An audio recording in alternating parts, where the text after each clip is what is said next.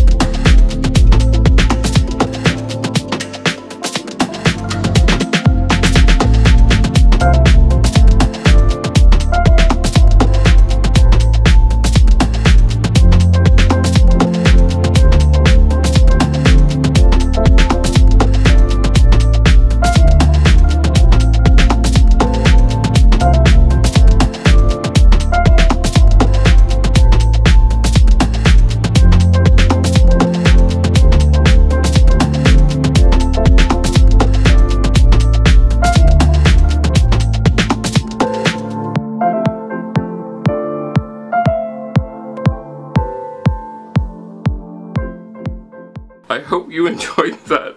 I hope you got all of your laundry done so that you don't have to spend a sweltering weekend doing laundry. All of my July stuff is now put away so that I can get ready for August. And yes, I know I'm going to have to clean the August stuff up really soon. But we will get that cleaned and we will be all ready. Now, if you're interested in some of the things that you saw in this video or some of the things that you see around the house, you can check that description for some of the links to some of those things. But I really do hope that this motivated you to get your laundry done and everything. So yeah, let's go on to the next video.